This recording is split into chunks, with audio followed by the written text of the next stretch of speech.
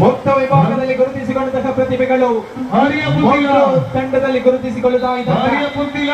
ಬಂದಾರುಡಿ ಮತ್ತೆ ಒಂದಿನ ಬಹಳಷ್ಟು ಮಹನೀಯರಿಗೆ ಮಕ್ಕಳು. 30 ಸೆಕೆಂಡ್ಸ್ಗಳು ಲಾಸ್ಟ್ ಇಲ್ವಾ ಇಲ್ಲ ಕನ್ಯಾಡಿ ಪ್ರಬಲ ಮುನ್ನಡೆಗಳಿದ್ದೀರಿ. ಈ ಒಂದು ಸುತ್ತು ಮುಗಿಯುವಾಗ ಕೊಯ್ಯೂರು ನಾವು ರಿಪೋರ್ಟ್ ಮಾಡ್ಬೇಕಿಲ್ಲ ಅಂದ್ರೆ ಇವತ್ತು ಕ್ವಾಲಿಫೈ 10